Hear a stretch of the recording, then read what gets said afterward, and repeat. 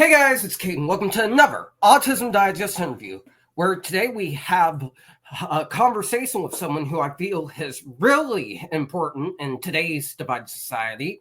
He is the author of a book called The Politics of Autism, and he's a professor of politics at John Carroll University.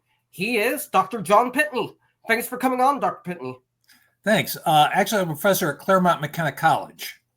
Oh, all right. Claremont McKenna, there's a lot of similar colleges in that area, so it's easy to confuse them.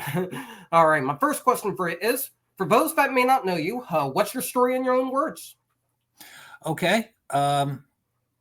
In 2004, my son was diagnosed with autism, and at that point, I had to make a lot of study, and you might call it involuntary expertise. We had to learn about working with the regional center here in California, with the school. Had to learn about IDEA, which I had never really known before. And as a result, I went around, looked, and noticed there wasn't a great deal of political science literature on autism. So I figured I would take what I was learning and put it to use for the broader public. Oh, wow, that's amazing. I was going to ask what inspired your book, Politics of Autism, but you just answered that. It was your son's own diagnosis. So this changes everything. So my next question for you is, what was it first like when you found out your son was on the spectrum? Well, we found out the usual ways. There are a variety of behaviors that are characteristic of autism. He was about 2 years old at the time. Instead of, for example, instead of pointing, he would lead us to certain objects. He was speech delayed. He would engage in stimming, and which is not a word I knew at the time. And we initially got a diagnosis from one of my colleagues at Claremont McKenna College. And then she directed us to the California Regional Center, where we got the formal diagnosis, and that got us on the road to various kinds of interventions and eventually special education in school. Well, that's exactly how I was diagnosed. I was 2 when I was diagnosed. My parents got the diagnosis in a hospital, not necessarily through a university, as far as I know. And that led to me being put in special education, having an IEP, and now look where I'm at now. I think it's important that we utilize those resources. My next question for you is, as a political scientist, how do you feel about America's current autism initiatives? That's a terrific question, and it's all over the map, literally, because of our system of federalism. The situation is different from state to state. Here in California, things are reasonably stable. Funding for services is not what a lot of autistic people and their parents would hope, but better than a lot of other states. At the national level, it's a different story. We have a Secretary of Education who wants to abolish her own department. Project 2025 wants to turn the Individuals with Disabilities Education Act into a no-strings block grant, thereby effectively gutting all its protections. And of course, most ominously, you have Robert F. Kennedy Jr. as Secretary of Health and Human Services. Longtime advocate of the discredited theory that vaccines cause autism. So my concern is that a lot of the efforts of HHS are going to be badly misdirected toward theories that don't make sense and approaches that don't work.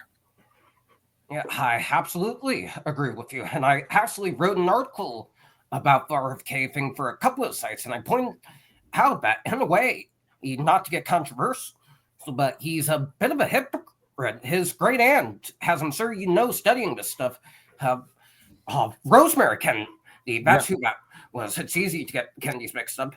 She was on the spectrum most likely, had some of the symptoms, so I don't know if his experiences with his aunt influenced his own perspectives, but it's a bit hypocritical, I would say. Yeah, and the issue here is that John F. Kennedy, his uncle, made steps toward recognition of intellectual and developmental disabilities. Although Rosemary Kennedy was hidden away in the family, was not candid about what had happened to her, John F. Kennedy knew what had happened to her. And so he really started to push more than any other previous president toward recognition of people with intellectual and developmental disabilities. So that was a major step forward. Unfortunately, Robert F. Kennedy Jr. is a step backward. I absolutely agree with you. My next question for you is, how can we properly... Hey, you're fine. Sorry, that's my dog. Go lay down. Go. All right. How can we properly unite this country under a common cause without offending anyone? That is a great question. One of the themes of my book is that autism politics is like faculty politics on crystal meth. Autism politics is very badly factionalized, even though there are things that can unite the community. I think we're all agreed that we need to do a much better job of providing services and accommodations to people with autism. That research on these services and supports is crucial, that we need accommodations at all levels of education, from preschool through graduate school. And I think if we focus on what unites us rather than on divisions, I think we're all going to be better off. I absolutely agree. Not just with autism politics, but with anything in today's country. The problem with us now, with society as a whole, is we're not open to other opinions. We think our opinion is the right one, and no one else's opinion matters, when really, we're all the same. That's one of my many mottos. We're all the same. We all want the same thing: peace, love, and positivity. It's how we get it that matters.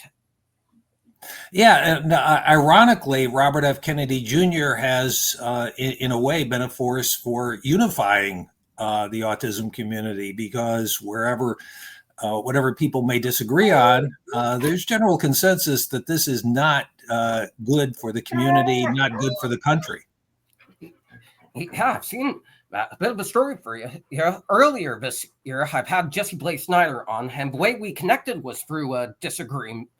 But after talking with him, I learned that it's not really fair to judge people by standards, especially in a society that's super duper divided right now. Yeah, and again, in politics, what we need is efforts to reach across ideological divisions about theory, and see what we can agree on and move forward. I absolutely agree. My next question for you is, what's your advice to anyone, neurodivergent or not, that wants to make it in the world of politics? Well, there are neurodivergent politicians. Jessica Benham, state legislator in Pennsylvania, Eli No in New York City, who was a member of the state assembly, ran for the U.S. House of Representatives a couple of years ago in the primary, and the person who defeated her is also a very good congressman. And they're also across the ideological spectrum. Briscoe Cain of Texas is a very conservative state legislator. So there are increasing numbers of neurodivergent people literally across the map. And we're starting to see more of them, and that's a good thing, because their voices are important. And I emphasize voices in the plural because they have different points of view, and that's good. That's the essence of deliberation. I absolutely agree, not just with the neurodivergent community, but with any community. I admire that people are willing to stand up for a cause they believe in. My last question for you is, what are you hoping for the country in the next 30 years? Well, I'm hoping that there is more acceptance of neurodiverse people, more recognition of what neurodiverse people can do. And that's personal for me. I mentioned my son's original diagnosis was moderate to severe autism. And there was a time in the not too distant past where such people would have been relegated to institutions, at best working in a sheltered workshop. Well, my son just graduated summa cum laude from Pepperdine University and is preparing for a career in the film industry. And I've had students at Claremont McKenna College. One of my students, for instance, a couple of years ago, was our graduation speaker.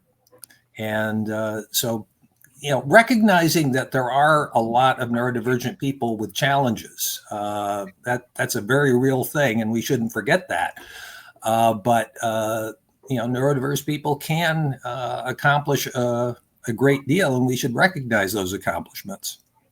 I absolutely agree. And summa cum laude is Dean's List all semester or something, right? Yeah, he, his lowest grade was an A minus. That's so amazing. Obviously, I'm about to graduate with a couple of Dean's Lists myself, so it's really amazing to see the accomplishments of neurodivergent people. Congratulations to him. Anyway, that's going to do it for this interview. Thank you so much to Dr. Pitney for coming on and sharing his expertise on the current state of autism politics. If you guys want to see more amazing interviews, be sure to like, comment, and subscribe to the Autism Digest channel. Check out our August issue that comes out next month by going to autismdigest.com. And be on the lookout for this episode to be on Spotify by going to Autism Digest on the Spotify search bar. Thank you guys so much for watching, and we'll see you in the next one.